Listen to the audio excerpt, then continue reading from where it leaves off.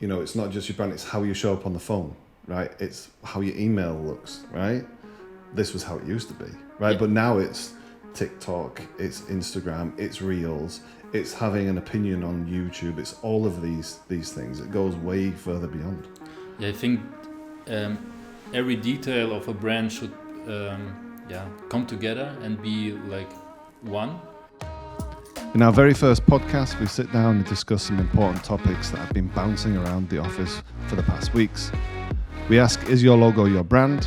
The power of asking the opinion of your audience, and the difficulties of hiring in today's marketplace. So let's jump right in and get hypercast with Jan, Anatoly, and myself.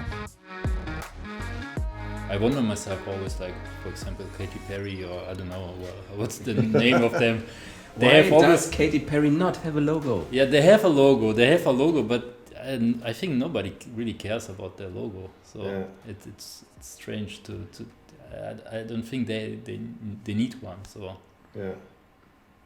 yeah, maybe we can agree on, because we also like compare brands with people a lot, because if you meet a person the first time, you super quickly build your opinion about this person by that's why people say the first impression is the most important one. Mm-hmm. And you make your mind up within a few seconds. Yes, right? And it's similar to brands as well. Like your first interaction you have with the brand, it's actually the most important one. And if you fuck it up, like the brand, then it's pretty difficult to change that mindset.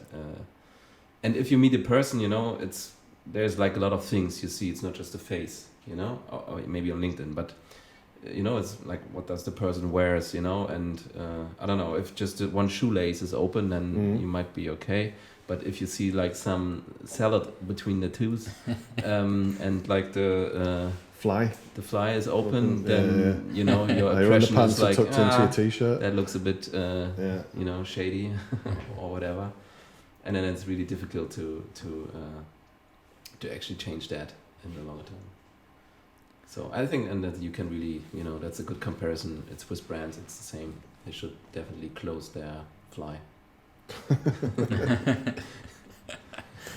Yeah, I mean, I suppose like I feel like we always have to start from, or there's always this point of starting from the beginning again, like having to explain this. Do you think like over the years, you've had to explain this many, many times, right, to clients and friends. Do you think there's like another layer of it that's added each time when it comes to explaining this?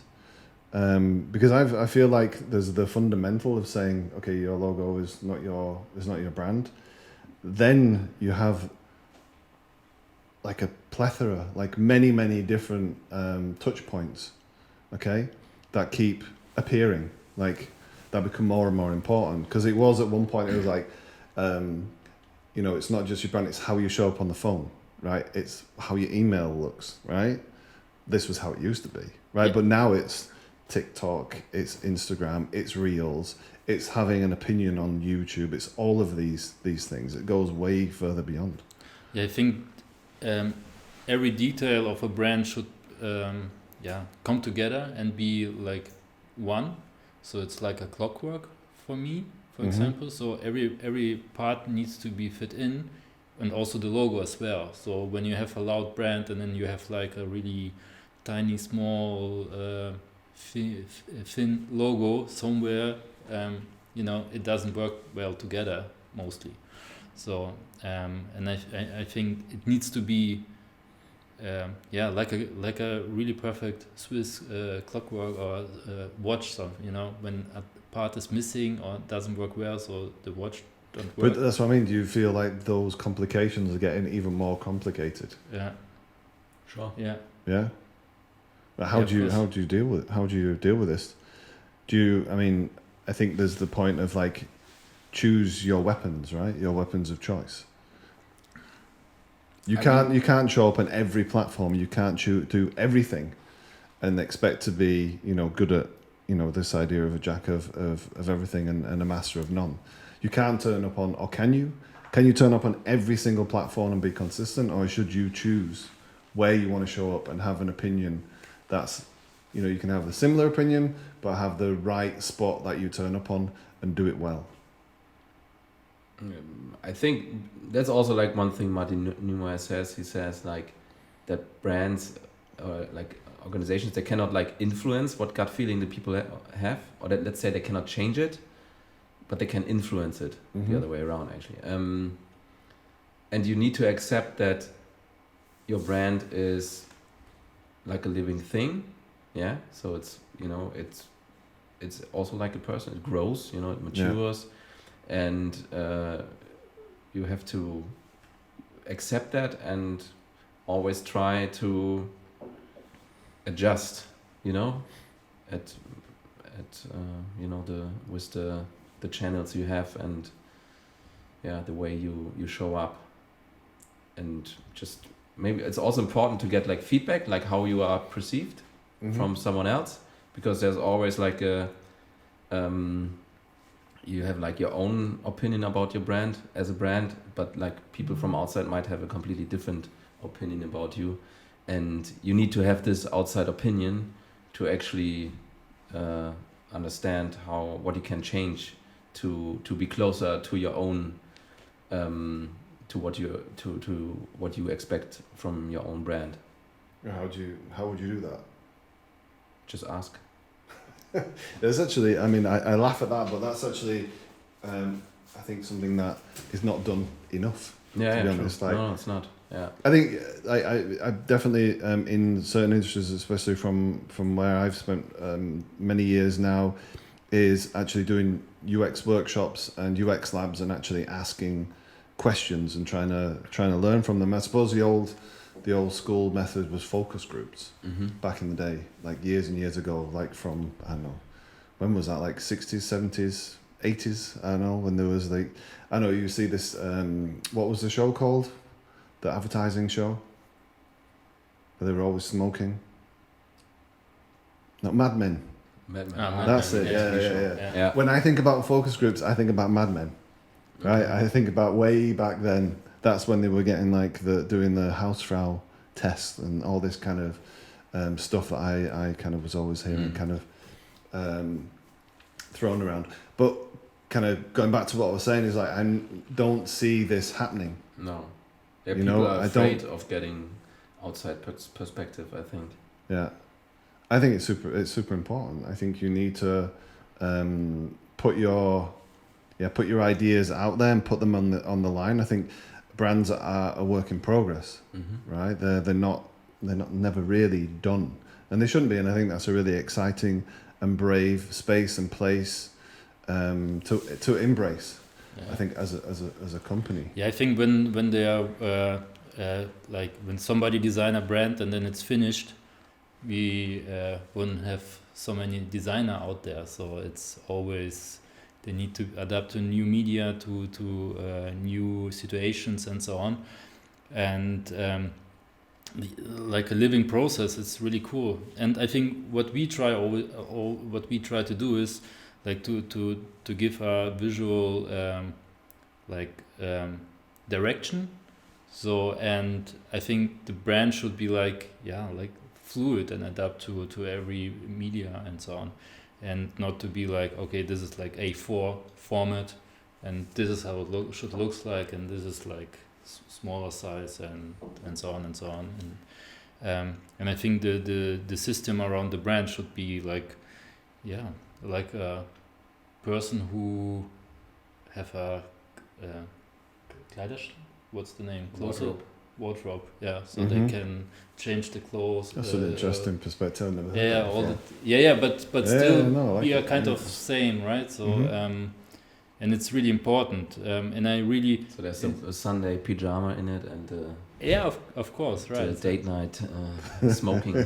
Yeah, and it depends on what kind of party you invited, so where you're going, and then you can wear something casual or maybe the business look and so on. But I think the companies can be also maybe not that strict, but maybe this kind of there needs to be some flexibility, but you need to show up as the same person, but you can wear a different dress. That's exactly. I like that. Yeah. And you see this happening? I think nowadays it's become more and more flexible. The brands, But the yes, definitely.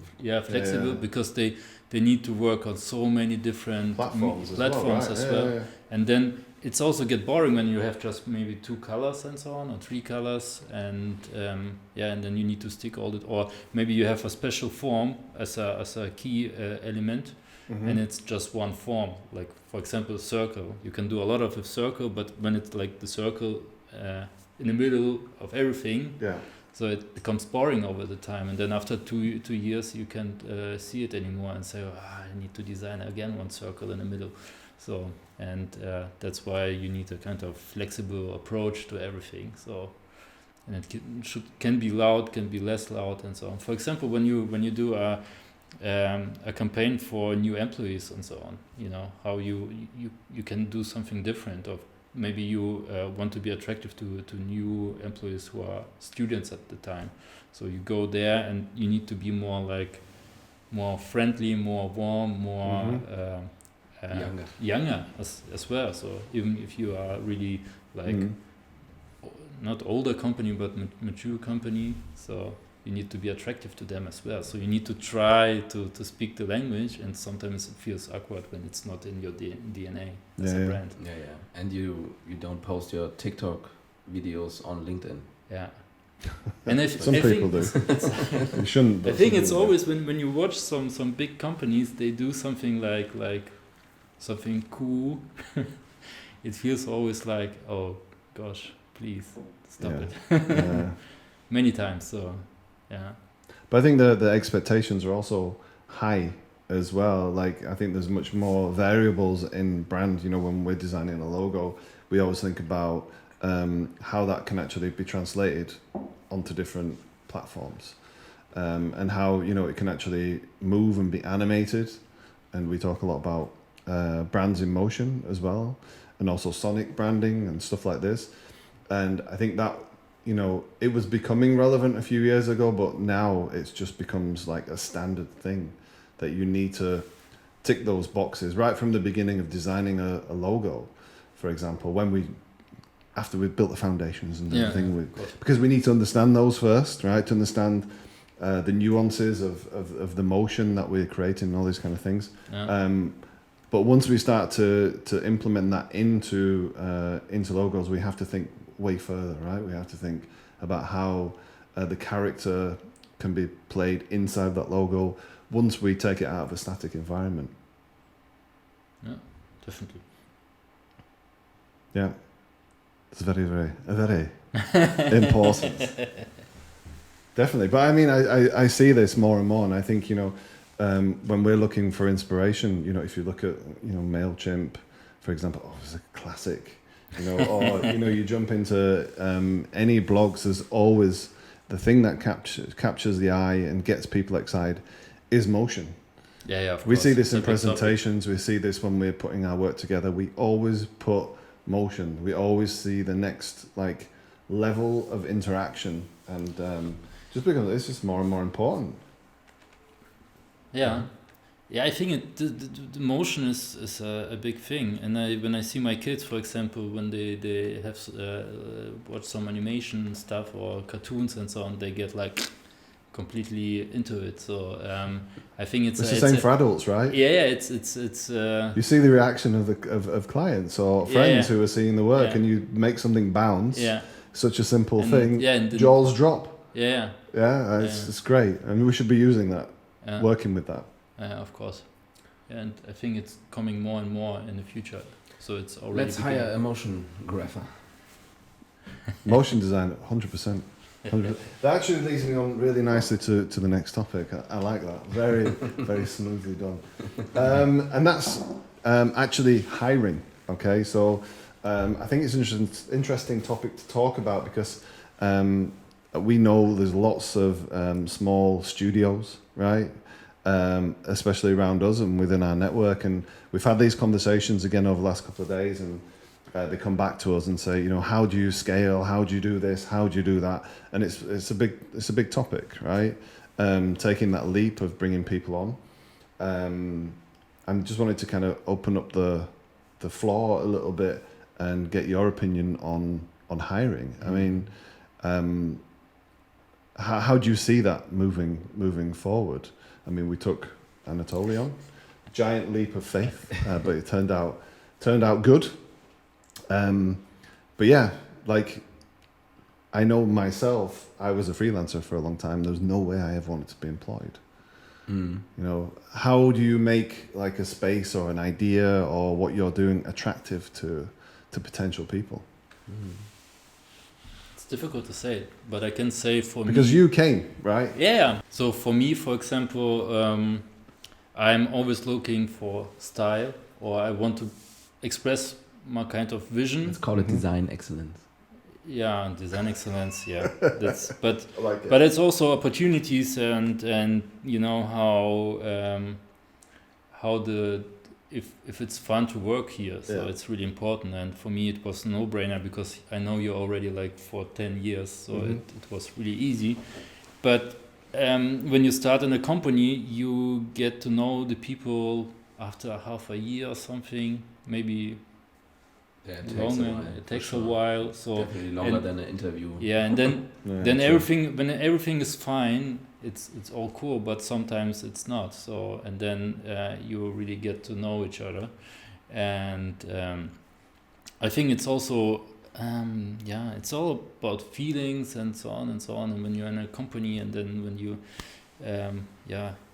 have no voice or your voice is not really heard, so it's something dies in you, and then you don't want to work there, for example. And I think for the future as well, so it's really hard to get really good people because they have a lot of choices.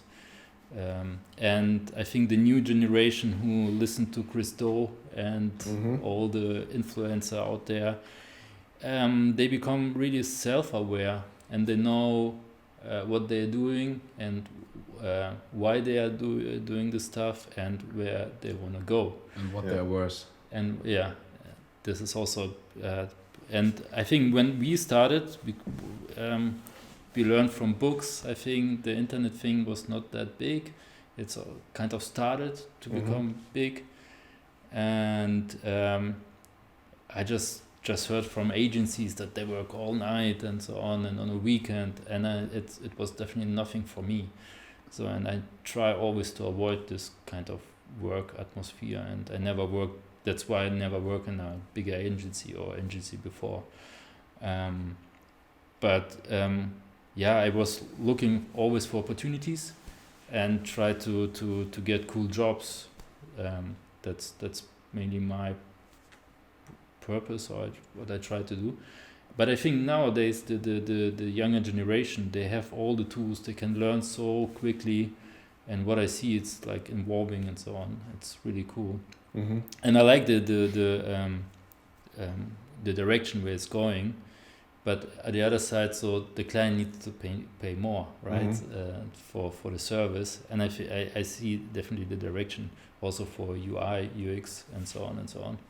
And I think they see, or the clients see also more value. So it's like you need to think not just to hire people, but also like how to deal with the clients and so on, and provide a nice environment for the talents, so they can strive and express their kind of in this kind of visual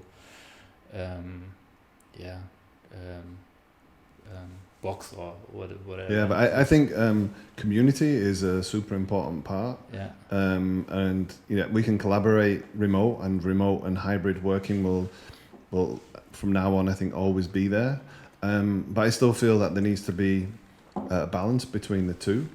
There's something to be said about bouncing an idea off somebody, and you can do it in a virtual room, but there's also something I think different about sitting with somebody and hearing their voice and watching their the motions play out, to be reactive in that sense. And I think finding a balance between the two is super important. If you look at Copa-Hosk or Accept and Proceed, you can see how they're advertised into their talents. It's like work where you want to, work how you want to, and also they're still promoting the workplace as being an important part of what they do, but they're offering different ways of doing things, and I think that's one way to be like desirable to designers as well, to kind of give them also that freedom, but also a safe space where they can grow and become better creatives around other people. Thanks for watching the podcast. You can listen to the full length version over on Spotify. We'll leave the link in the description below.